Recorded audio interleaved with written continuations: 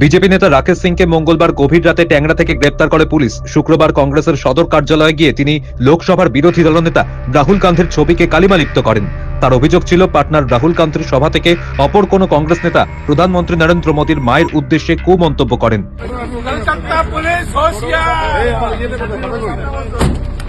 राकेश सिंह कभी डरा नहीं है, ना कभी डरेगा। তাকে 8 সেপ্টেম্বর পর্যন্ত পুলিশে হেফাজতের নির্দেশ দিয়েছে আদালত।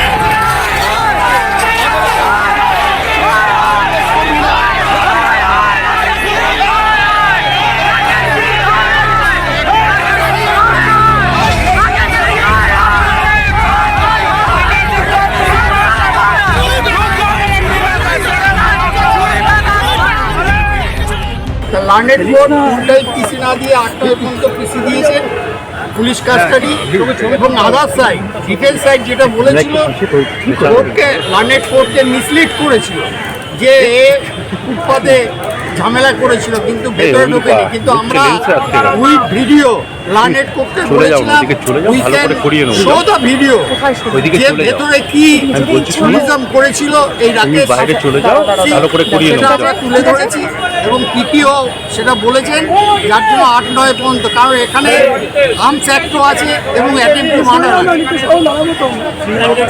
307 এর মামলা এবং আমরা একটা পেয়ার দিয়েছি যে এটাকে এনআই এর কাছে পাঠানো হোক, এটাও আমরা পিটিশন করেছিলাম কারণ ওখানে এক্সপ্লোসিভ কিছু ব্যবহার করেছিল, তার এগেইনস্টে আমরা একটা পিটিশন করেছিলাম যে এটাকে ইনক্লুড করা হোক এনআই এর। অভিযোগ, রাকেশ দলবল নিয়ে কংগ্রেসের অফিসের সামনে টায়ার পোড়ায়, দপ্তরের ভিতরে গিয়ে কয়েকজন কংগ্রেস নেতার ছবি ছিঁড়ে দেন এবং কালি লেপে দেয়। ঘটনাস্থলে কোন শীর্ষ কংগ্রেস নেতা থাকলেও ভাঙচুরে লণ্ডভণ্ড হয় অফিস। ওই ঘটনার পর থেকেই ফেরার ছিল রাকেশ, যদিও সামাজিক মাধ্যমে সক্রিয় থেকে তিনি পুলিশের বিরুদ্ধে পরিবারকে হয়রানির অভিযোগ তোলেন। এমনকি ছেলে শিবম সিং এর গ্রেপ্তারির প্রতিবাদে কলকাতা পুলিশ কমিশনারকে প্রকাশ্যে হুমকিও দেন তিনি। এর আগে এই ঘটনায় 4 জনকে গ্রেপ্তার করা হয়েছিল। তাদের মধ্যে রয়েছেন রাকেশের ছেলে শিবম সিং, বিজয় প্রসাদ ধানুক, সন্তোষ কুমার রাজভর এবং দিব্যেন্দু সামন্ত।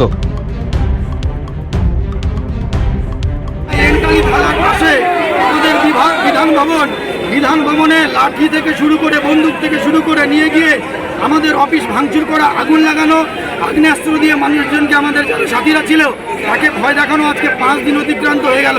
আজকে সকালে আপনাদের সাংবাদিকদের সঙ্গে রাকেশ সিং যোগাযোগ করতে পারছে, ফেসবুকে লাইভ করতে পারছে, কিন্তু রাকেশ সিংকে কলকাতা পুলিশ অ্যারেস্ট করতে পারছিল না।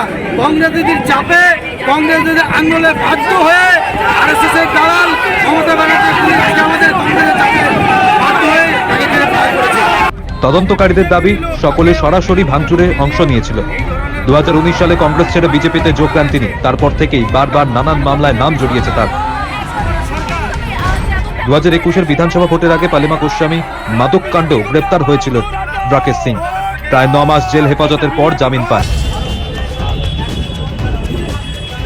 বন্দর এলাকার ডাকাবুকো নেতা হিসেবে পরিচিত রাকেশের বিরুদ্ধে এখনো পর্যন্ত 50-এরও বেশি ফৌজদারি মামলা রয়েছে বলে পুলিশ সূত্রে খবর।